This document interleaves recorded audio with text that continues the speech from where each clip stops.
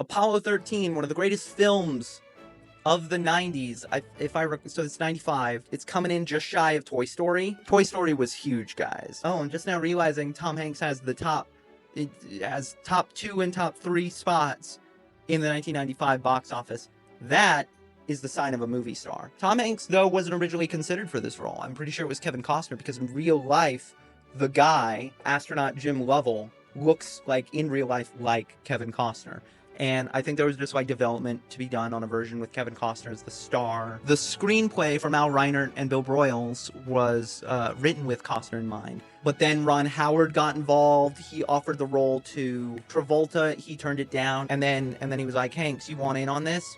And Hanks had already been like independently, I think, interested in the topic of Apollo 13. I think it was just like kismet. And then he just builds up this cast of just like every great character actor of the 90s. I think up until you get to like Armageddon, which is like weirdly the more epic sci-fi action movie follow-up to something like this. It's taking all the gravitas and sucks the air out of the room of Apollo 13 and creates an action movie, but they're two sides of the same coin. Steve Buscemi is to Armageddon what Gary Sinise and Bill Paxton are to Apollo 13. And Ed Harris is in the mix too. He's Mr. Houston, we have a problem. There was a lot of special effects pioneer work on this movie. I think that goes down in history among special effects, but also space movies, but also all this stuff. All the sets are generally speaking practical to the idea that they built these at the actual Kennedy Space Centers, different space centers, where they're basically doing exact recreations of actual flight modules, just with different walls that are able to be taken out at will. So they can have like a 360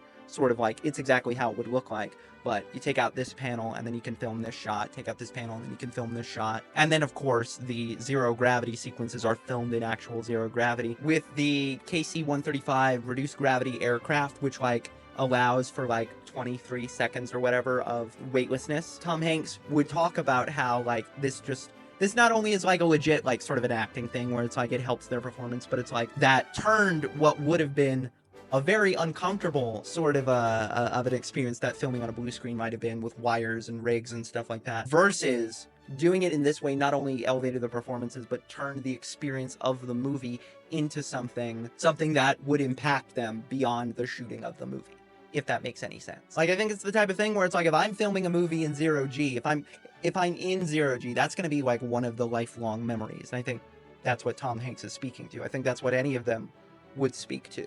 Apollo 13 airs on Turner Classic Movies tomorrow at 8. You don't want to miss it. Thank you for watching Turner Classic Companion, your one-stop shop for what plays on TCM, the Criterion Channel, wherever you find amazing classic films.